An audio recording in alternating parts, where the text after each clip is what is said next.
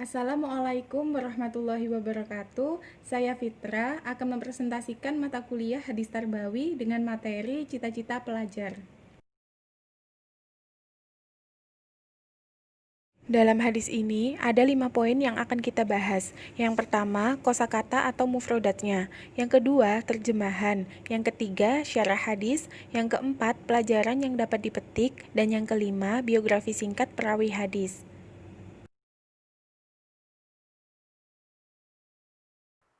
Hadis ini berbunyi, An Abdillah ibnu Mas'ud Kola an-nabiyyu sallallahu alaihi wasallam, la hasada ifisnataini rajulun atahullah malafasulito ala halakatihi fil haq, wa rajulun atahullah al-hikmah, fahuwa yaqdi biha wa yu'allimuha. Hadis riwayat muttafaq alaih. Untuk mufradatnya, yang pertama, la hasad, tidak ada iri yang diperbolehkan. Maksud iri di sini adalah ghibtah yang tidak syar'i, yaitu berharap memiliki nikmat seperti nikmat yang dimiliki orang lain. Yang kedua, fasulito ala halakatihi, dikuasakan, dimungkinkan membelanjakannya. Yang ketiga, fil haq, pada berbagai kebaikan. Yang keempat, al-hikmah, ilmu yang bermanfaat, ilmu syara' dan Al-Quran.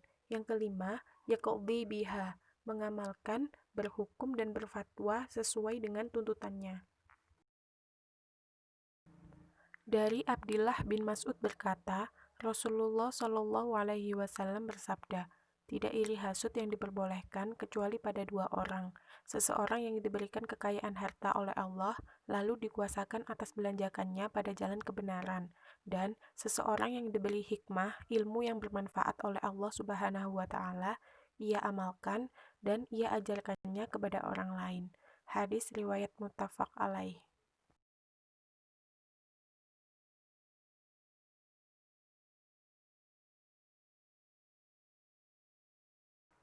Hadis ini menjelaskan ada dua hasud atau iri hati yang diperbolehkan dalam Islam. Yang pertama, harta benda seseorang yang didermakan di jalan Allah.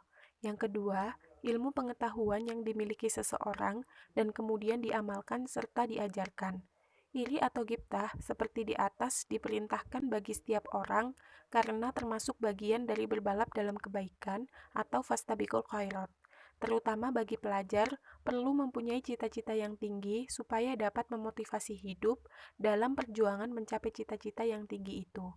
Iri atau ghibtah identik dengan cita-cita atau harapan ingin menjadi orang sukses seperti orang lain yang telah sukses.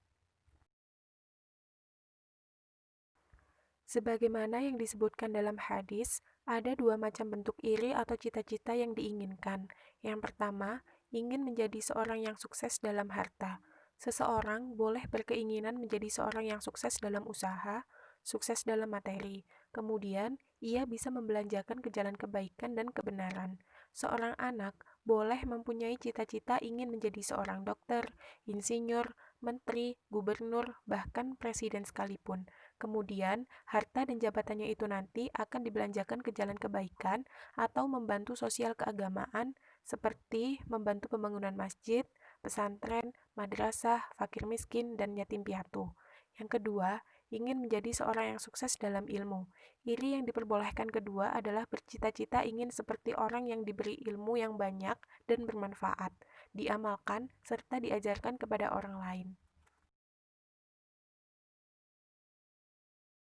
Dari pemaparan hadis di atas, pelajaran yang dapat dipetik ialah pelajaran yang pertama, iri hati dalam arti memiliki cita-cita kebaikan seperti yang dimiliki orang lain adalah suatu anjuran dalam agama dan bagian dari berlomba dalam kebaikan atau fastabiqul khairat. Pelajaran yang kedua, anjuran memiliki cita-cita yang tinggi bagi para pelajar agar dapat memotivasi meraihnya dengan belajar yang sungguh-sungguh. Pelajaran yang ketiga, dengki yang tercela, yakni mengharapkan hancurnya nikmat orang lain, adalah sebuah penyakit sosial yang berbahaya dan mengancam tegaknya persatuan umat. Pelajaran yang keempat, anjuran bersifat murah, tidak bakhil terhadap harta yang telah diberikan Allah. Pelajaran yang kelima, anjuran mempelajari ilmu yang bermanfaat, diamalkan, serta diajarkan. Biografi singkat perawi hadis sahabat ini. Ia adalah Abdullah bin Mas'ud Al-Huzali. Nama panggilannya adalah Abu Abdurrahman, tergolong lebih awal masuk Islam, yakni orang keenam. Dia tergolong ulamanya sahabat senior, berhijrah 2 kali, yaitu ke Habasyah dan ke Madinah.